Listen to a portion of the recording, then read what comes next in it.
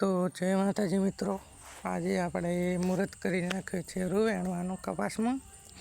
આમ તો કાલે કરવાનું હતું બીજનું, પણ વરસાદનું વાતાવરણ થોડુંક અલગ હતું એટલે કરી નાખ્યું. સોમવાર હતો એટલે કરી નાખ્યું, ના કે બીજનું જ કરત.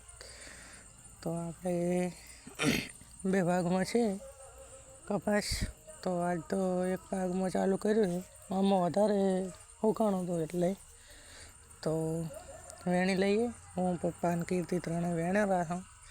સવારમાં ઠાર પણ છે. એટલે તમે શું વાવેતર કરો છો કોમેન્ટ કરજો. આપણે તો કપાસ, મગફળી ને એવું બધું હોય આયડા, એટલે રૂ વેણી લઈએ આપણે. આમ તો વાર થશે 2 દિવસ જેવું. રૂ વેણીને આવીને પછી નવરાત્રિ બેસવાની. નવરાત્રિ હતી એટલે આપણે મંદિર સાફ કરવાનું હતું, એટલે મંદિર અંદરથી બધી વસ્તુને છબીઓ અને મૂર્તિઓ બધું બારી કાઢી સાફ કરી દીધું.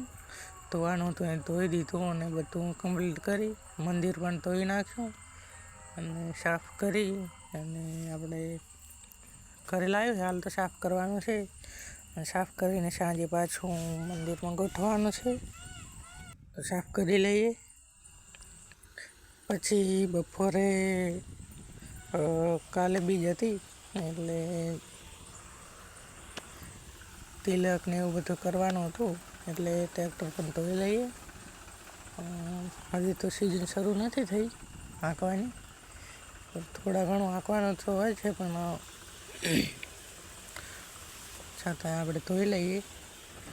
અને ઓઇલ લગભગ કરવાનું છે કારનાવાળા માટે, તો ટ્રેક્ટર ધોઈ લીધું છે અને હવે લઈ જવાનું છે ઘરે.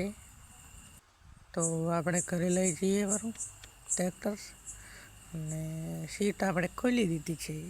તમે જુઓ, સીટ છે જ નહીં. આપણે ટ્રાય કરીશું આમ ફાવે છે કે નહીં ટ્રેક્ટર, પછી આપણે તમને કહેશું. હાલ તો સાઈડમાં ઊભા રહીશું, કે પંખા ઉપર બેસીને હાંકીશું. ટ્રેક્ટર ઘરે લીધા એટલે લઈ જઈએ આપણે. તો ચાલુ કરી દીધું અને નીચે પડ્યો છે તાંબલો, એટલે આપણે હાંચવો પડશે. ટાયર વળે એવું તો નહીં, પણ આગળ કરવું પડશે ફરી. તો ટ્રેક્ટર આપણે